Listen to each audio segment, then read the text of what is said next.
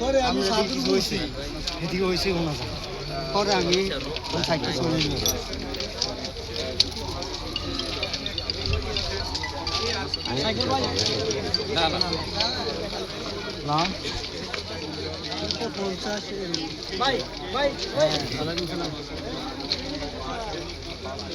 গেছি কালকে যাইয়া তোমার ফোন দিছি না সুয়াগঞ্জ জায়গায় তোমার ফোন দিছি তোমার বাবা ধরছে আবার রাত্রে সুয়াগঞ্জ থেকে আসার পর তোমার ফোন দিছি তাও তোমার বাবা ধরছে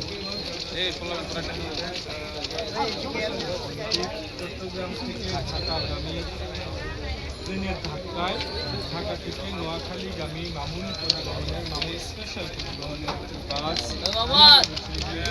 বাসে তাদের পরিচয় শনাক্ত করা হয়েছে। কিছুক্ষণের মধ্যে তাদের স্বজনরা আসবেন। মরদেহগুলো মেডিকেল কলেজ হাসপাতালে রাখা হয়েছে।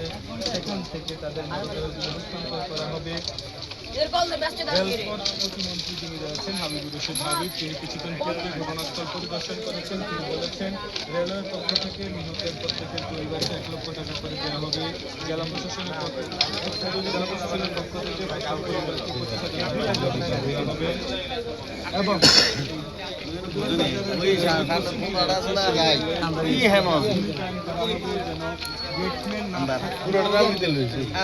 আসলে যেন গেটগুলো অটোমেটিকলি বন্ধ হয়ে যায়। কিন্তু প্রশ্ন থেকে এই আমরা এখানে যারা আছেন তাদের সাথে চেষ্টা করব।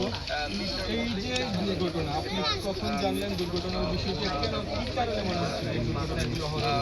এই যে দুর্ঘটনাটা আমি সকাল 8টা বাজে শুনছি, এখন আসে দেখলাম যে বাসটাকে একেবারে শেষ পর্যায়ে, মানে বাসে কিছুই নেই। বাস যদি এই অবস্থা হয় তাহলে তো মানুষগুলার কি অবস্থা?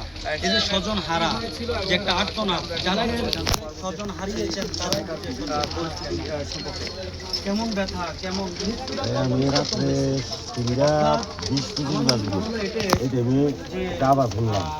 আমাদের সাথে সাথে আসলাম, আমার বাইরে যারা আছে সবার ডাক দিয়া রাত্রে উঠে আনছি, উঠে নিয়ে তারপরে ডাক্তার নাম আসছি বডি এই জায়গাতে 8টা আর কত আমাদেরকে এই জায়গাতে আসলো আর মিডিয়া, ঠিক আছে। এদের উদ্ধার করিয়া হাসপাতাল লগ আমরা অ্যাম্বুলেন্স আইসে আমরা সাথে সাথে উঠে দিচ্ছি বডিয়ে আইয়া রুগী। কয়টা লাশ সম্ভবত এখানে নিহত হয়েছে 8 জন। সঠিকভাবে দেওয়ার জন্য বলবেন যাতে করে আমরা আর লাশ না দেখি। মহিলা হইলে 2 জন, গুরুতর আহত হয়েছে। অঙ্গ আমি আপাও কোনো কিছু নাই, সিঙ্গার মতন এখানে মাথার মজক যাও দিয়ে শিশু বাচ্চা আহত মানে মজক তো নিচে দাঁড়ানো পড়ে।